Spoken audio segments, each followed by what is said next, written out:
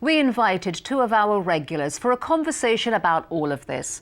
They are Gideon Rose, managing editor of Foreign Affairs magazine, and James Rubin, an adjunct professor at Columbia University's School of International and Public Affairs and a former Assistant Secretary of State in the Clinton administration.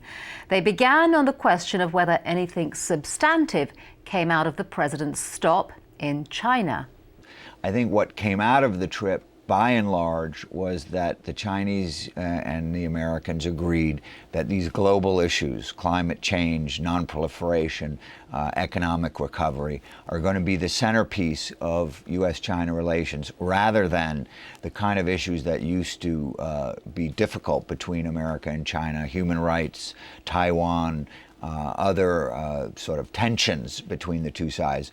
Now it's let's talk about these global issues and balance China's interests with America's interests and see whether we can come to agreement on either how to deal with economic recovery, either how to deal with China's role both as an emitter of greenhouse gases, but also claiming they want to be a developing country rather than a developed country. And I think that's going to be the focus of U.S.-China relations. Yeah, I think this trip was really less about issues, although that's what made the media stories, than about relationship maintenance. Even long-established couples need a date night now and again, and I think that the getting to know the Chinese leaders, meeting them directly, reassuring them and other players in Asia of American seriousness and commitment and concern, exchanging stuff back and forth. That was the more significant and lasting contribution here, rather than any kind of major progress on any specific issue, which didn't in fact occur.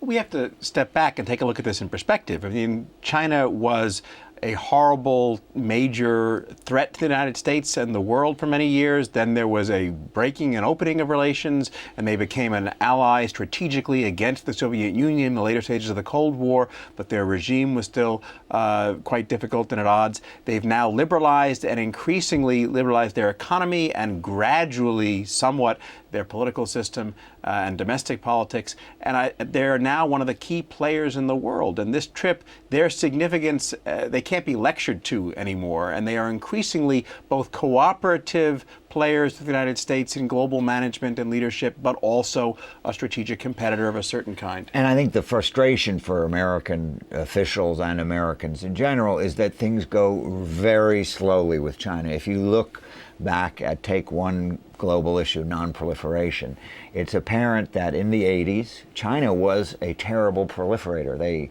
delivered actual nuclear weapons to Pakistan. They were selling missiles to Syria and Iran.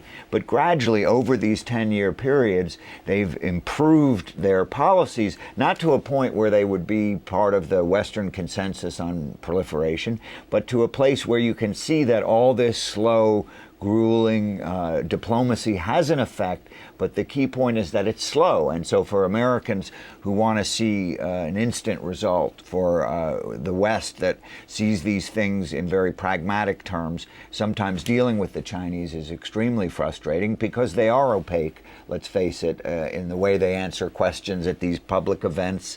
There's a certain riddle quality to many of their statements, but they do make slow progress on the things we care about. I agree entirely, and I think that the media sets expectations so high, and everyone expects that there'll be dramatic change or dramatic progress, and that rarely happens, and frankly, it doesn't have to happen all the time. So not much was accomplished, but not much needed to be accomplished, in the sense of what was really important is the United States and China have to have a constructive relationship going forward to handle everything from economics to strategic issues to environmental issues, and this trip helped accomplish that. I think the American tone towards the world of the last couple of administrations has been really hectoring and somewhat bullying, and to have a little bit of pragmatic concern for what other people think and, in effect, treating them more as peers rather than as subordinates who need to be told what to do is probably, it doesn't sit well with American audiences, but it's not a bad way to approach the world.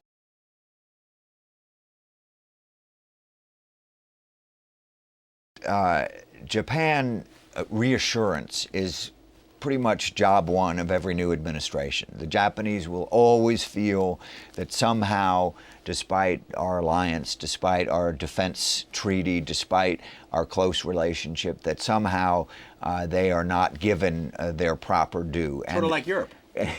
And in a way, this is something that can be solved through these kinds of trips, by saying the kinds of things President Obama said, by going there first.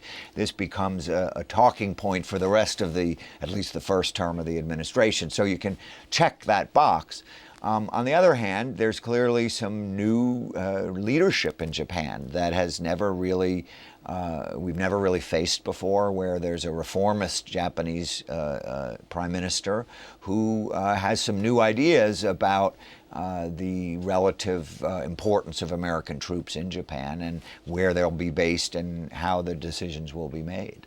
I don't think it's a zero-sum game. I know that a lot of players think of it that way, but I really don't think it is. And frankly, as with Europe, Japan is in some respects a great success story of past American foreign policy, even more so than it is a key part of future American policy. We've pacified the region. Our troops are still there. We need to keep it going safe and calm and encourage them to play a major role in the world. But China is the next story, and new relations with the emerging powers of Asia are part and parcel. So the trick is, how do you keep your old relationships up and running and keep all those things smoothly functioning while at the same time reaching out and dealing with the new challenges of tomorrow? And I think on that front, the administration did a pretty good job. I think the Japanese are satisfied, the Chinese are satisfied in terms of the relative importance. And now the rest of the administration's Asia policy is going to be about issues. It's going to be about Burma. It's going to be about North Korea. It's going to be about Iran. It's going to be about global warming. It's going to be about economics.